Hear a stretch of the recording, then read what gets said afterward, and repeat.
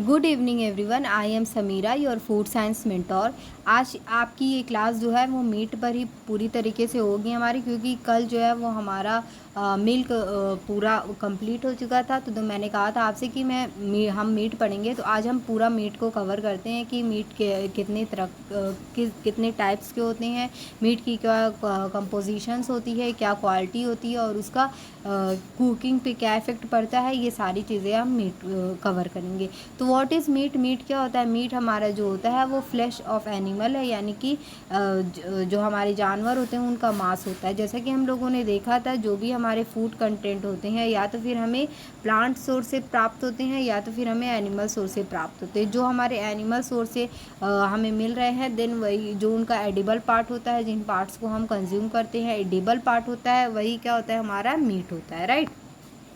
अब हमारी जो मीट की डाइजेस्टिबिलिटी है, वो हमारी जो एनिमल प्रोटीन्स होती है वो 95 to 100% तक डाइजेस्ट कर पाती है, और जो वेजिटेबल प्रोटीन होती है वो 65 to 70% तक ही डाइजेस्ट कर पाती है, राइट। अब एवरेज कंपोजिशन मतलब मीट में हमारे कौन कौन से न्यूट्रिएंट प्रेजेंट है, कितनी मात्रा में प्रेजेंट है, आइए ये देखते हैं हम। तो जो हमारा हम स्टार्टिंग से ही देखते हुए आ रहे हैं, जो हमारा प्रोटीन है वो मीट प्रोटीन जो है वो क्या है? Meat, fish, egg and dal, pulses, इन सब में बहुत ही अच्छी मात्रा में पाए जाते हैं। तो सबसे अच्छा गुड सोर्सेज क्या माना जाता है? मीट को ही माना जाता है, क्योंकि मीट में जो होती है 12 to 20% तक प्रोटीन प्रेजेंट होती है।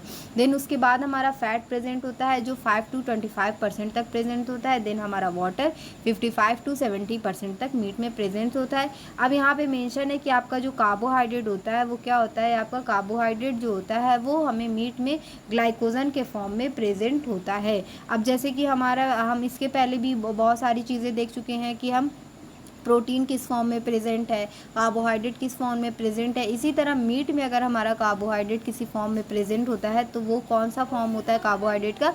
ग्लाइकोजन फॉर्म होता है, और 0.5 to 1.5 तक ही परसेंटेज जो होता है वो कार्बोहाइड्रेट हमारा मीट में प्रेजेंट होता है। देन आता है हमारा red meat is good sources of vitamin B12। अब देखिए मीट की दो कैटेगरी होती है। देन एक वाइट मीट होता है, और वाइट मीट को ही हम लीन मीट भी कहते हैं। वाइट मीट होता है, लीन मीट, वाइट मीट या लीन मीट, जो भी हम इसे कह रहे हैं। देखिए मीट की हमारी दो कैटेगरी होती है। कौन कौन सी? एक वाइट एंड एक रेड, है ना।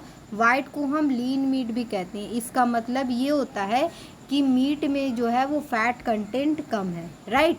और रेड मीट वो होता है जो लीन मीट नहीं है, जिसमें फ़ैट कंटेंट बहुत अच्छी क्वांटिटी में प्रेजेंट होता है ना। तो जो हमारे रेड मीट्स होते हैं, जितने भी तरह के हमारे रेड मीट्स होते हैं, उनमें विटामिन B12 का जो क्वांटिटी होती है वो बहुत रिच सोर्स में विटामिन B12 किसमें? हमारे रेड मीट में पाई जाती है।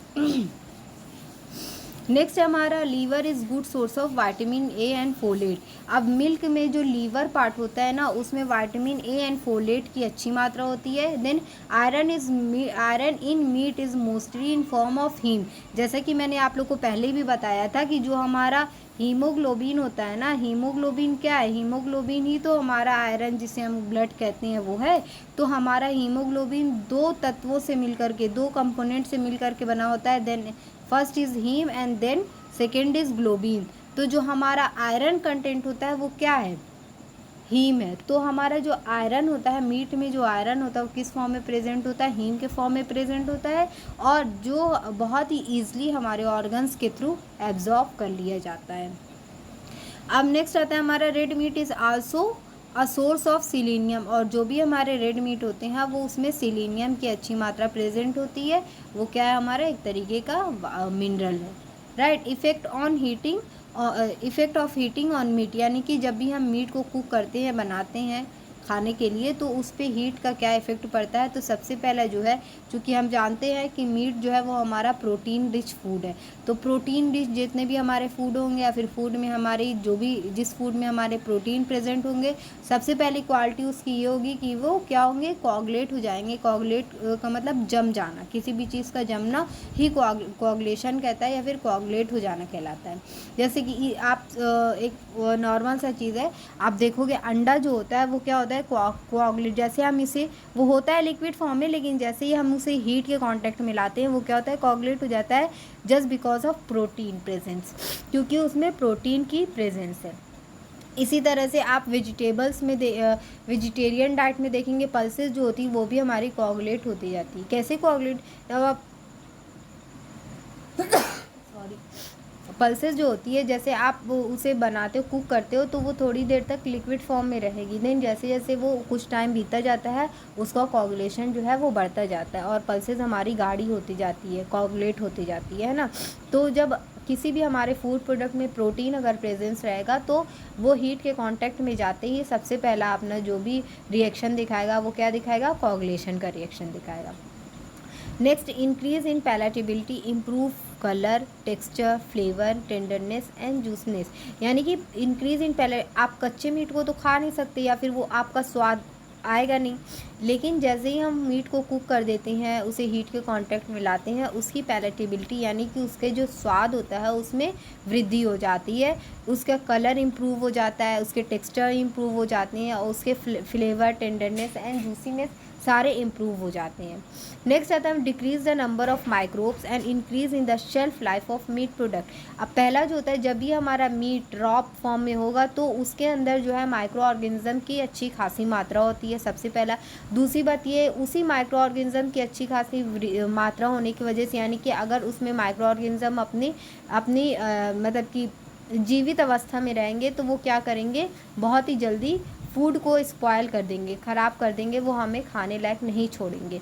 तो जैसे ही हम फूड मीट को हीट के कांटेक्ट में लाते हैं, उसे कुक कर देते हैं, तो सबसे पहला तो है उसमें जितने भी माइक्रो ऑर्गेनिज्म होते हैं वो डिक्रीज़ हो जाते हैं, उनकी एक्टिविटी किल हो जाती है, मतलब वो ग्रोथ नहीं कर पाएंगे, वो किल हो जाएंगे, डिक्रीज़ हो जाएंगे एंड इंक्रीज द, जिसकी वजह से उसकी शेल्फ़ लाइफ जो है वो बढ़ जाएगी, है ना। शेल्फ़ लाइफ बढ़ जाएगी यानी कि वो कुछ टाइम तक हम उसे प्रिजर्व कर सकते हैं, रख सकते हैं।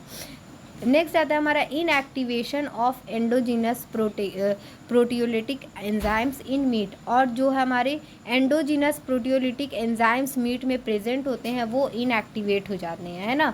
और नेक्स्ट आता है हमारे decrease in the water content of meat. जब भी हम हीट के कांटेक्ट में लाएंगे तो जाहिर सी बात है जो भी हमारे मीट में एक्स्ट्रा वाटर कंटेंट होते हैं वो डिक्रीज़ हो जाते हैं, वो रिमूव हो जाते हैं। टाइप्स ऑफ मीट, अब मीट के जो होते हैं वो क्या टाइप्स होते हैं, कितने तरह के मीट जो हैं वो हमारे कितने तरह के मीट जो है वो कंज्यूम किए जाते हैं। फर्स्ट है हमारा बीफ होता है। नेक्स्ट है हमारा cattle, more than 1 year old cattle, यानी कि 1 साल से ज़्यादा के जो हमारे एनिमल्स होते हैं उनके जो मांस खाए जाते हैं उसे हम कैटल कहते हैं। नेक्स्ट हमारा हैज़ ब्राइट रेड फ्लेश, यानी कि जो हमारा रेड मीट अभी मैंने बताया था वो होता है। नेक्स्ट आता है हमारा व्हील यानी कि जो बछड़े का मांस जो होता है वो, I don't know what is wheel, मैंने नहीं देखा है, बट बछड़े का जो मांस होता है वो व्हील होता है। फिर कैलवेस 1 to 3 मंथ ऑफ ओल्ड, यानी कि 1 से 3 महीने के जो एनिमल्स होते हैं उनके जो मीट होते हैं वो हमारे कैलवेस होते हैं। नेक्स्ट आता है हमारा has light flavour, pink colour and a very tender, यानी कि जो ऐसे मीट जिनके कलर लाइट होते हैं, पिंक कलर होते हैं, जैसे कि मैंने आपको बताया था वाइट मीट, आप उसे ही ये समझ सकते हैं। नेक्स्ट आता है हमारा लैम्ब क्या होता है, हमारा मेमना, आई थिंक भेड़ जो होती है वो होती है। यंग सीप, ये लैम्ब जो होता है वो बच्चा आप कह सकती हो, जो मेमना यानी कि छोटा बच्चा होता है। यंग शीप यानी कि बड़ा एडल्ट होगा। फिर टेस्ट डिफरेंस फ्रॉम बीफ, ये क्या होता है, ये जो बीफ के अलग अलग डिफरेंट टेस्ट होते हैं। नेक्स्ट आता है हमारा has bright colour pink with white brittle fat, ये क्या होते हैं, इसके जो कलर होते हैं वो ब्राइट पिंक कलर होते हैं और वाइट ब्रिटल फैट, मतलब कि इसमें बहुत ही वाइट ब्रिटल फैट की जो वो कह सकते हैं टिश्यूज़ जो होते हैं उसके मतलब कि फॉर्म में जो है वो फैट मिलता है। किसमें, हमारे जो भी हमारे बीफ होते हैं उनके जो होते हैं वो बहुत ही ब्राइट पिंक कलर होते हैं और जो भी फैट होता है वो वाइट टिश्यूज़ के फॉर्म में देखने के लिए मिलता है। नेक्स्ट आता है हमारा पोर्क के जो होता है वो हमारा सुअर का जो मांस होता है उसे कहते हैं। मीट फ्रॉम हग्स, और नेक्स्ट आता है हैज़ ग्रेविश पिंक, इसका जो कलर होता है वो ग्रेविश पिंक कलर होता है और इसमें भी वाइट फैट प्रेजेंट होते हैं। नेक्स्ट है हमारा एजिंग ऑफ मीट। मीट की क्या एजिंग होती है? The amount of time the meat has been stored in refrigerator after slaughtered in the enhanced tenderness and flavour. It's also break down the connective tissues with in the meat. इसमें क्या होता है कि जो हमारी जो एजिंग ऑफ मीट होती है, मतलब कि मीट की जो एजिंग होती है, कब तक हम उसे रख सकते हैं, कब तक प्रिजर्व कर सकते हैं, तो देन यहाँ पे आप देखिएगा मेंशन है कि जो भी हमारे मीट होते हैं, मांस होते हैं, वो बहुत ही सॉफ्ट और स्वाद बढ़ाने के लिए, मतलब कि जितने भी हम उसको रेफ्रिजरेट करके प्रिजर्व करके रखते हैं तो उसके जो टेस्ट होता है उसमें इन्हेंसमेंट होता है ना।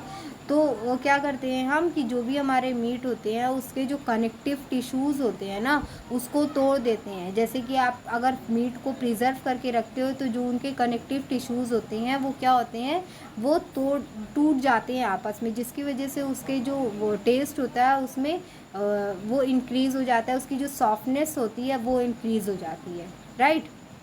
अगर हम मीट को हीट कर रहे हैं तो उसकी सॉफ्टनेस सबसे पहले इंक्रीज़ होगी, देन उसके जो टेस्ट होंगे उसमें इन्हेंसमेंट होगा, और जितने बाद जितना समय मतलब और जितने ही ज़्यादा हम उसे प्रिजर्व करेंगे, उसे रेफ्रिजरेटर में रखेंगे, जो उसके कनेक्टिव टिश्यूज़ होंगे वो भी टूटते जाते होंगे, जिसकी वजह से उसकी सॉफ्टनेस और उसकी टेस्ट जो है उसमें इन्हेंसमेंट होता जाता है।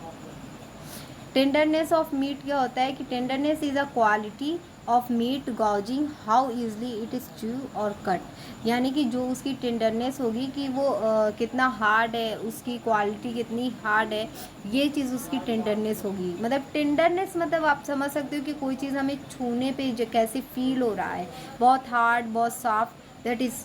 तो मीट क्या होता है, मीट आप हम उसे फूड के उसमें पढ़ रहे हैं कि हम उसे कंज्यूम कर रहे हैं, खा रहे हैं, तो जो टेंडरनेस हमें कैसे पता चलेगी, जो हमें ईज़िली च्यूव करने में, कट करने में जो इजी वे में हो जाएगा उसकी टेंडरनेस उतनी ही अच्छी होगी।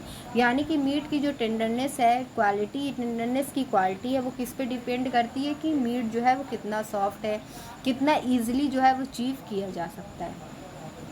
मार्बलिंग ऑफ मीट क्या होता है? Marbling is a fine flesh with the fat that appear with the muscles of red meet.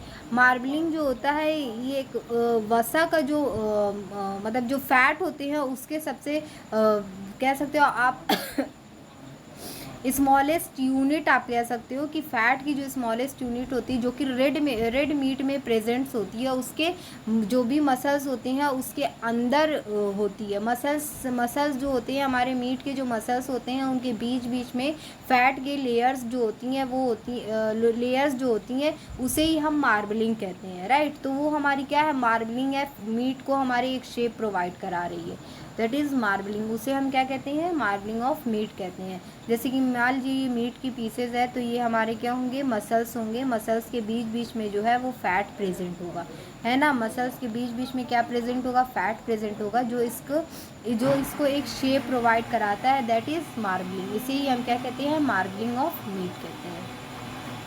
Next आता है हमारा पोल्ट्री, यानी कि जो हमारे बर्ड्स वगैरह होते हैं ना, बर्ड्स के जो मीट्स होते हैं उसे हम पोल्ट्री कहते हैं ना। Domesticated birds use in meat and egg including chicken, turkey, ducks. ये क्या होते हैं हमारे, जैसे चिकन हो गए, टर्की, डक्स हो गए, ये हमारे डोमेस्टिकेटेड बर्ड्स होते हैं जिनके मीट्स और एग का हम यूज़ करते हैं कंज्यूम करने के लिए।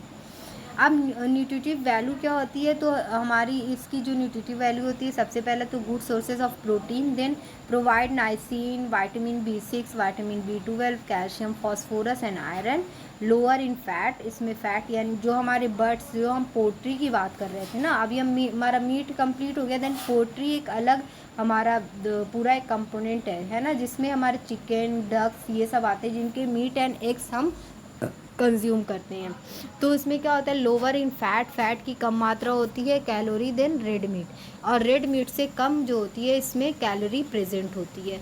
मीट के कंपैरिजन में जो हमारे पोल्ट्री होते हैं वो ज़्यादा अच्छे माने जाते हैं, बिकॉज इसमें फ़ैट कंटेंट कम होता है, और साथ ही में ये इसे कुछ डिजीज़ के जो पर्सन होते हैं वो इसे कंज्यूम कर सकते हैं।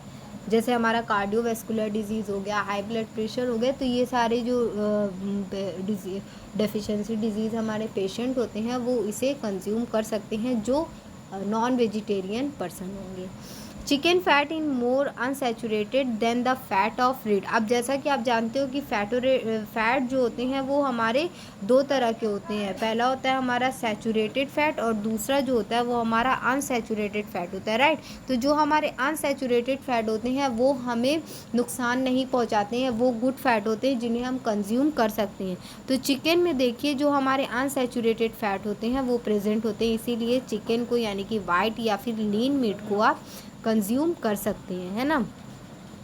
नेक्स्ट आता है the dark meat of chicken is richer in riboflavin. जो भी हमारे मीट के मतलब कि डार्क कलर होते हैं वो उसमें यानी कि राइबोफ्लेविन की जो मात्रा है वो बहुत अच्छी होगी। देन और जो हमारे लाइट कलर के मीट होंगे उसमें रिच इन नाइसिन, और उसमें नाइसिन की जो क्वांटिटी है वो अच्छी होगी। यानी कि जो हमारे रेड मीट होते हैं या फिर डार्क कलर ऑफ चिकन होते हैं, सॉरी रेड मीट नहीं, डार्क कलर ऑफ चिकन होते हैं उसमें राइबोफ्लेविन अच्छी मात्रा में होता है, और जो हमारे लाइट कलर ऑफ चिकन होते हैं उसमें नाइसिन की अच्छी मात्रा प्रेजेंट होती है। नेक्स्ट आता है हमारा white meat is lower in fat. जो भी हमारे वाइट मीट होते हैं, जितने भी हमारे वाइट मीट होते हैं वो उसमें फैट कंटेंट क्या होता है, कम होता है। नेक्स्ट हमारा डार्क मीट सप्लाइज मोर आयरन देन वाइट मीट। जो हमारे डार्क मीट होते हैं उसमें आयरन कंटेंट ज़्यादा होता है as comparison to white meat. White meat के कंपैरिजन में डार्क मीट में हमारे आयरन कंटेंट जो होती हैं वो ज़्यादा होते हैं। क्लासिफिकेशन ऑफ पोल्ट्री जो होते हैं वो है ना। तो सबसे पहला है हमारा ब्रॉयलर और फ्रायर, देन हमारा रोस्टर, और तीसरा है हमारा स्टैग। जो हमारे ब्रॉयलर कहते हैं हमें वो जो चिकन होते हैं वो 8 to 10 वीक के ही काफ़ी छोटे चिकन होते हैं जो 8 to 10 वीक के ही होते हैं।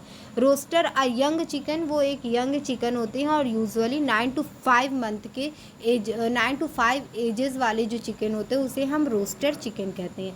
नेक्स्ट हमारा stag male chicken, usually 10 month of, ये हमारे मेल चिकन होते हैं जो जिन्हें हम स्टैग कहते हैं। ये यूजुअली हमारे 10 मंथ ऑफ एज होते हैं, यानी कि 10 महीने के जो हमारे चिकन होते हैं उसे हम स्टैग कहते हैं। 3 से 5 महीने के जो हमारे चिकन होते हैं उसे रोस्टर कहते हैं, और 8 से 10 हफ्ते के जो चिकन होते हैं उसे हम क्या कहते हैं, ब्रॉयलर कहते हैं। नेक्स्ट आता है हमारा स्टीविंग चिकन जो हो गया हमारा stewing chicken of fowl mature chicken usually more than 10 month. Next हमारा जो 10 महीने से ज़्यादा के चिकन होते हैं उसे हम स्टीविंग चिकन कहते हैं। फिर कॉक मेच्योर मेल चिकन जो होते हैं, जो हमारे मेच्योर मेल चिकन होते हैं जो हमारे यूजुअली 10 महीने से वो भी ज़्यादा होते हैं, यानी कि स्टीविंग जो हमारे मेल और फीमेल मेल दोनों उसमें आ जाएंगे और वो 10 महीने से ज़्यादा होंगे तो हम उसे स्टीविंग कहेंगे। और जो हमारे स्पेशली मेल चिकन होते हैं 10 महीने से ज़्यादा के उसे हम कोक कहते हैं। अब ये था हमारा जो हमारी मीट और पोल्ट्री थी वो यूनिट जो है वो हमारी कंप्लीट हो चुकी है। तो आई होप आपको ये सेशन अच्छा लगा होगा, और अच्छा लगा प्लीज़ आप इसे लाइक और शेयर ज़रूर करेंगे, और नेक्स्ट क्लास में हम हर्ब्स पढ़ेंगे। Thank you so much.